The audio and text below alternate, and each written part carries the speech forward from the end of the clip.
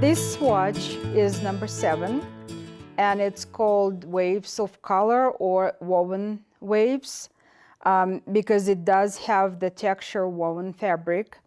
And what you see here, first of all, there are 3 colors used, and then you have long floats. And they can be as long as you want. That's where variations will come. But this particular swatch, we are floating 4 stitches. So the direction also is changing. So gray goes this way, and then orange goes the opposite way. So they are like perpendicular lines, creating this interesting texture. So let's look at that chart. What's different there? You could see that the first 2 rows, 1 and 2, are just stacconette rows. And actually in my swatch, I'm done with that.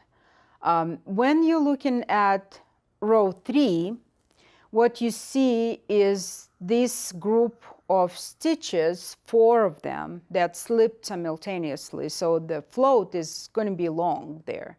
And you definitely want to keep track of the tension of that float. You don't want it to be too tight, and because you want to show it. That's what creates that pattern. And then you don't want it to be too loose, because it will look sloppy, first of all, and then it will snag when you're wearing that. So another thing that we want to confirm that it's the same as we already did.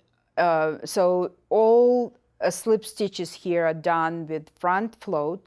So here's, for example, you go in row 4 back on the wrong side, and you get to these stitches right here, and you slip them again, moving 1 stitch, so you have 1 stitch difference between the levels that you have there.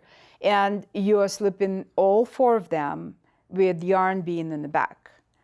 And that's how you keep going, and you create this diagonal. Then you have these 2 rows that, again, like resting rows between those floats. And you start working on row 9, and you create in this diagonal. So you have 2 directions of diagonals, and in different colors. And colors that are right here and right here, they are the same, so they break it up. So I am going to do row 5.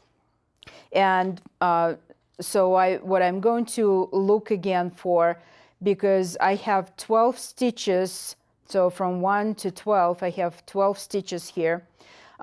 It will be hard for me to count how many stitches I have. So on row 3, I want to put the number. So it's 1, 2, 3, 4, 5, 6, 7, 8. So I'll put 8, that I know 8 knit stitches I'm going to do. And on the way back, I have 1, 2, 3, so 1, 2, 3, 4, 5, 6, and 7 stitches. And on the 5th row where I am, I start with 2 right here, and then I will do 1, 2, 3, 4, 5, 6. So that will be 6. And that will help me to go through faster. So now let's see how we do row 3. I'm on row 3.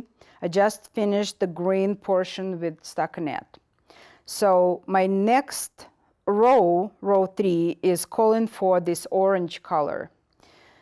First, I'm going to use the same color I had, the green one, to do the selvage. So I'm slipping that off with yarn in front, bringing the yarn all the way to the back between the needles, right there.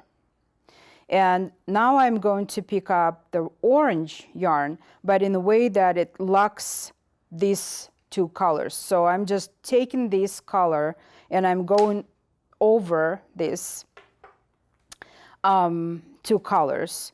And this way you lock them up, and they will kind of be carried with you on the next few rows. And you do that every time, even if you don't need to switch the colors. You lock the colors up so they just walk up. So the first thing that we see on row 3 is to slip 4 stitches with yarn in front.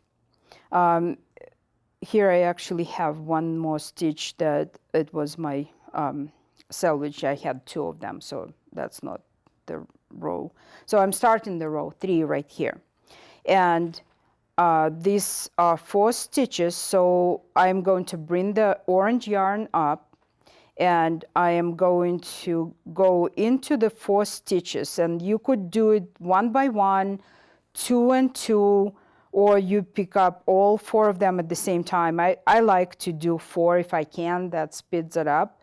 So if I do that, if I picked up all 4 stitches to the right needle, I'm not slipping them off before I take my orange yarn, my working yarn, and bring it below the needle. So it's already in the place, so this way I save my time. And I slip it off, and the float is already where it should be.